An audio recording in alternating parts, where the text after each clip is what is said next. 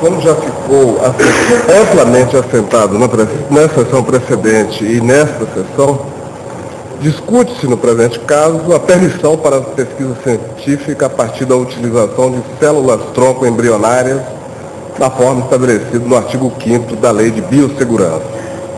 Delimito assim a questão posta nos autos porque não vejo a discussão sob a perspectiva de uma eventual fixação por esta Corte do momento do início da vida. Como ficou demonstrado nos autos e nos brilhantíssimos votos hoje proferidos e também no voto do eminente relator e da ministra Ellen Grace, nem mesmo a ciência está apta a afirmar com precisão o momento exato em que a vida se inicia. E creio que a eventual definição deste momento biológico por si só não seria suficiente para solucionar adequadamente a importante questão posta nos autos, que se restringe à possibilidade de utilização de células-tronco embrionárias em pesquisas científicas no nosso país. Com efeito, o ponto nodal da presente ação direta, a meu sentir, consiste em verificar se a exceção legal, a tutela conferida ao direito à vida pela nossa Constituição é legítima.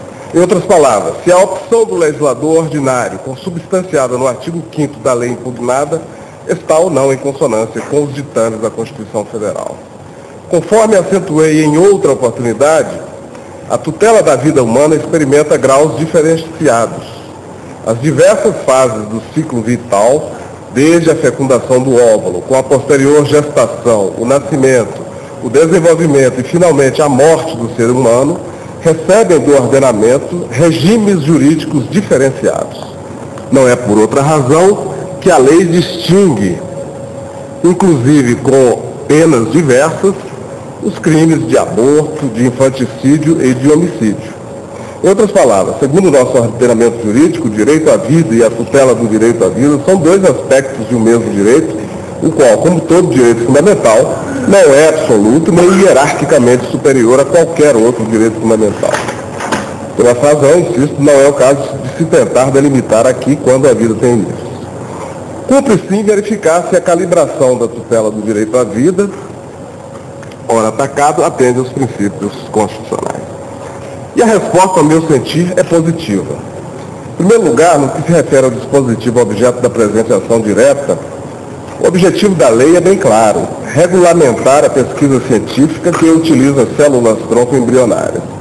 Essa lei, conforme amplamente demonstrado nos autos e na audiência pública realizada em 2007 sobre o tema, foi fruto de debate social no âmbito próprio de discussão de questões dessa natureza, que é o Congresso Nacional. Este, ao ponderar entre as várias partes de um mesmo direito, optou por aquela que alia a proteção da vida no sentido mais amplo e coletivo com o desenvolvimento científico dentro de determinadas balizas. Esclareço. A finalidade da lei foi regulamentar e permitir o uso de células-tronco embrionárias em pesquisas científicas. Pesquisas estas que buscam tratamento e cura para inúmeras doenças hoje tidas por incuráveis. Há milhares de pessoas no Brasil que sofrem dessas doenças e que poderiam ter uma qualidade de vida melhor, ou mesmo poderiam ter de volta a sua saúde se médicos, cientistas, através de pesquisas sérias, utilizando também células-tronco embrionárias, puderem ter a oportunidade de encontrar tratamentos eficazes para essas doenças. Contudo, descobrir novas formas de tratamento exige trabalho árduo, dedicação, perseverança, enfim, exige tempo e recursos para a pesquisa. Ciência não traz respostas rápidas. Entender o processo de formação do ser humano é tarefa hercúlea a ser desenvolvida por grupos de todos os povos e em todos os lugares do mundo em prol de toda a humanidade. Os estudos existentes a respeito das células-tronco embrionárias e de sua potencialidade são recentes e, aparentemente, promissores. Em outros termos, temos, de um lado, a tutela dos direitos do embrião, fruto de técnicas de fertilização in vitro, inviáveis ou congelados por desinteresse dos genitores em implantá-lo no útero, e, de outro lado, o direito à vida de milhares de crianças, adultos e idosos portadores das mais variadas doenças, ainda sem tratamento e sem cura. Nessa ponderação de valores referentes ao mesmo princípio, o legislador brasileiro deu primazia à vertente apta a trazer benefícios de expressão coletiva, de preservação do direito à vida num espectro mais amplo, levando em consideração toda a sociedade, beneficiária direta dos futuros resultados dessas pesquisas.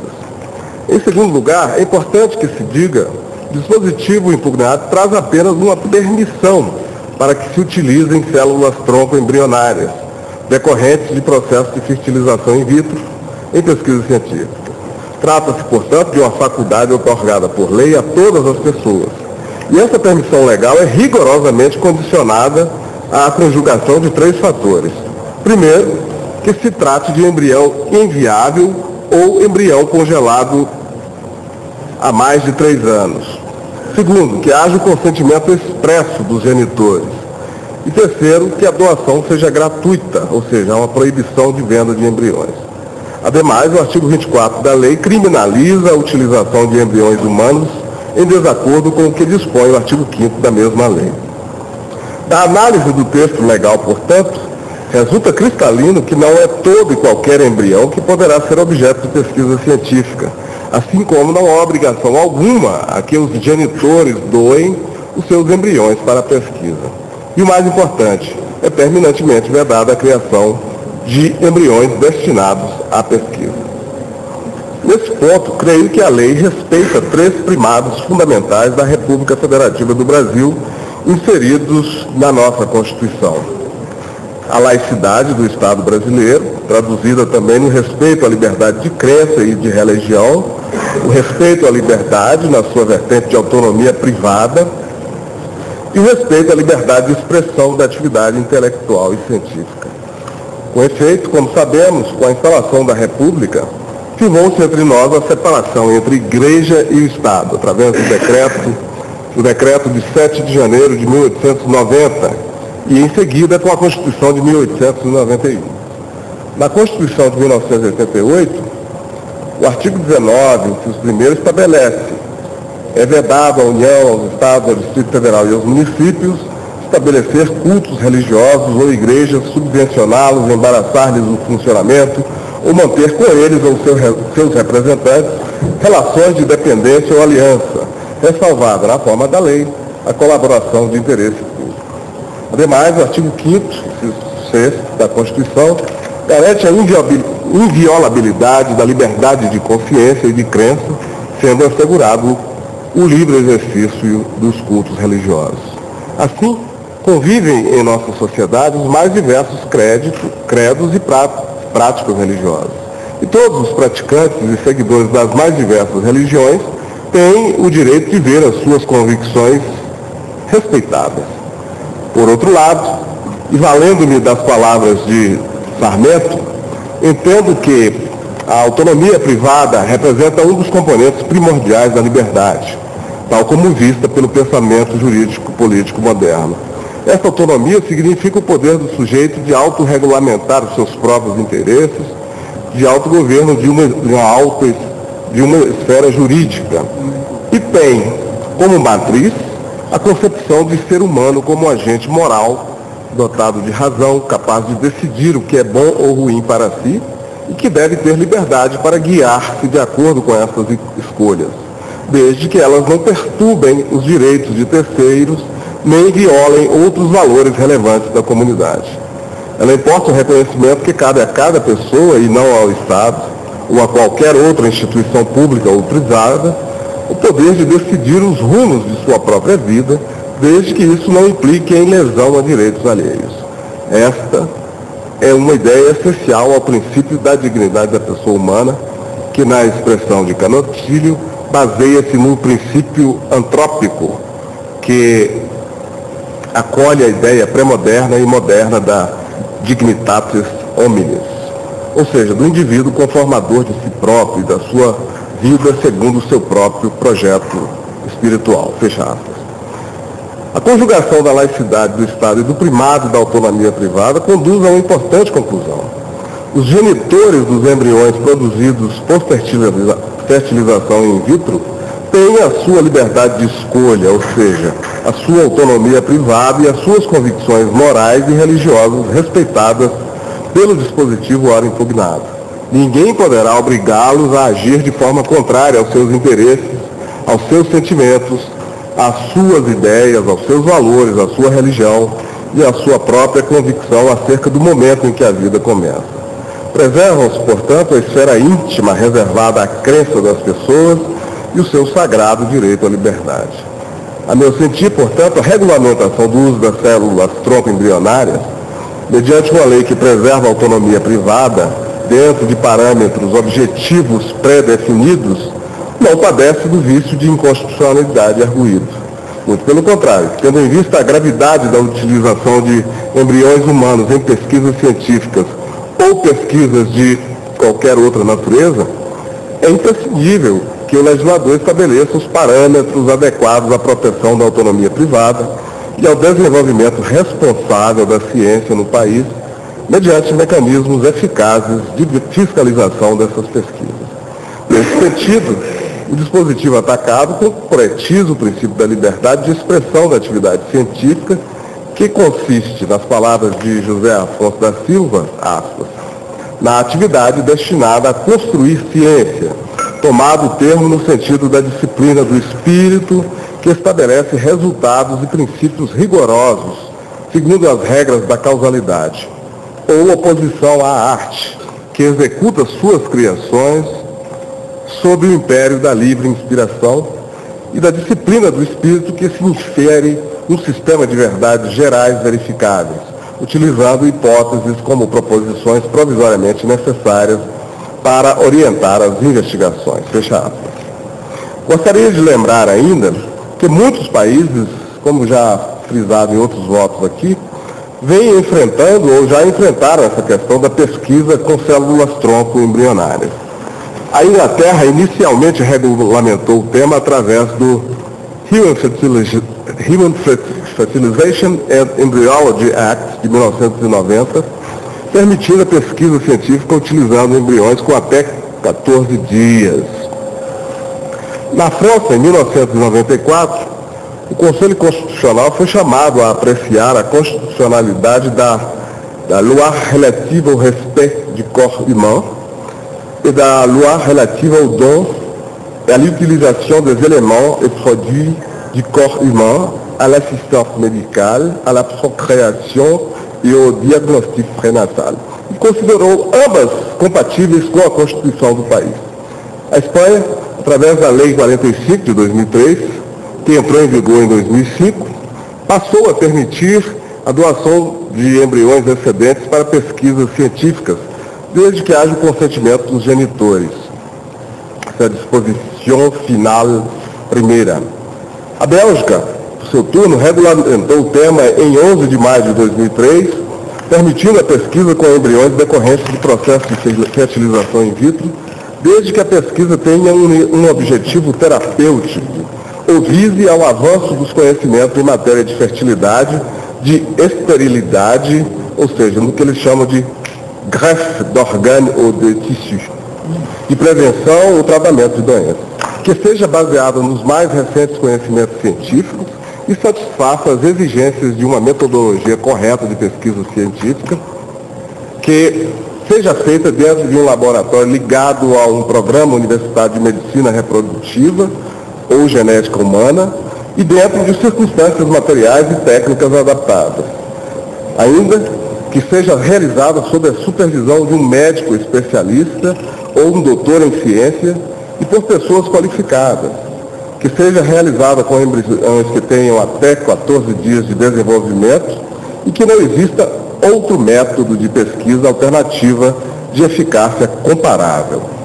De todo modo, é proibida a criação de embriões in vitro para fins de pesquisa. Esse é o artigo 4º da lei belga. A Suíça também regulamentou o tema através de uma lei federal relativa à pesquisa de células troncos embrionárias de 2003. Em seu artigo 3º, a lei proíbe a produção de embriões para fins de pesquisa. Enfim, Esses são apenas alguns exemplos colhidos no direito comparado que demonstram a preocupação dos países europeus com a pesquisa envolvendo células-tronco embrionárias. Vê-se que as legislações estrangeiras têm ao menos 3 pontos em comum. O primeiro, referente à obrigatoriedade de que os embriões sejam utilizados em pesquisas que visem ao bem comum. O segundo, que sejam utilizados apenas embriões excedentes dos processos de fertilização in vitro, o que, em outras palavras, significa a proibição de que sejam criados embriões para este fim. E, por último, que haja o consentimento expresso dos genitores. Nessa ordem de ideias, parece-me que a legislação brasileira segue alguns dos critérios mínimos que têm sido exigidos por outros países que permitem a pesquisa envolvendo células-tronco embrionárias. Ademais, creio que a existência de autorização expressa para pesquisa em diversos países no mundo certamente nos levará, mais cedo ou mais tarde, a outro dilema ético. Se o Brasil proibir a pesquisa com essas células-tronco, poderemos futuramente admitir que os tratamentos derivados de pesquisas feitas em outros países sejam aplicados no nosso país? Em outras palavras, não aceitaremos que os embriões brasileiros, dentro dos limites objetivos fixados na Lei de Biossegurança, sejam objeto de pesquisa no país por ofensa ao direito à vida, mas aceitaremos no futuro os tratamentos que podem beneficiar milhares de pessoas decorrentes de pesquisas feitas com embriões de outras nacionalidades? Por fim, senhor presidente, julgo importante fazer uma última observação lateral. A pesquisa envolvendo seres humanos, sejam eles embriões, fetos, bebês, crianças, adultos ou idosos, deve ser pautada pelos mais rigorosos critérios, tanto no momento em que a pesquisa é autorizada, como durante o desenvolvimento dos trabalhos. No direito comparado, o papel de fiscalização das pesquisas com seres humanos é desempenhado com qualidade pelos comitês ou conselhos de bioética, órgãos multidisciplinares compostos por diversos integrantes da sociedade, cuja missão é avaliar, autorizar e fiscalizar as pesquisas envolvendo seres humanos. Sem um conselho ou comitê sério e responsável, comprometido com a preservação da sociedade e o desenvolvimento da ciência, corre-se o risco da banalização da pesquisa, de pesquisas dessa natureza. Vivemos um momento histórico da mais ampla significação, e não digo isso apenas em relação a este julgamento. De fato, a evolução da humanidade em seus múltiplos aspectos requer respostas éticas diferentes dos modelos outrora construídos sobre teorias filosóficas, teológicas e científicas fundamentadas numa visão de mundo e de ser humano, agora aparentemente ultrapassada. Ultrapassada não porque eram teorias ruins, mas porque a sociedade evoluiu e surgiram questionamentos para os quais elas não se aplicam a contento. Assim, o melhor caminho para a proteção do direito à vida em seus diversos e diferentes graus é uma legislação consciente e a existência de órgãos dotados de competência técnica e normativa para implementá-la, fiscalizando efetivamente a pesquisa científica no país. A proibição tout-court da pesquisa, no presente caso, significa fechar os olhos para o desenvolvimento científico e para os eventuais benefícios que dele podem advir, bem como significa dar uma resposta ética unilateral para uma problemática que envolve tantas questões éticas e tão diversas áreas do saber e da sociedade. Essa Corte, em seu papel de guardiã da Constituição Federal e dos direitos e garantias fundamentais, tem o dever de proteger a democracia, a liberdade de crença religiosa e a liberdade de investigação científica. A meu sentir, pedindo vênia aos que pensam de maneira diferente, creio que a permissão para a pesquisa científica, tal como disposta na lei hora atacada, não padece de inconstitucionalidade. Assim, senhor presidente, ante o exposto, eu acompanho o brilhante voto do relator, ministro Carlos Aires de Brito, e julgo total improcedente a ação direta, como nós. Portanto, o ministro Joaquim Barbosa julga improcedente a ação direta. Ministro Sérgio Peluso.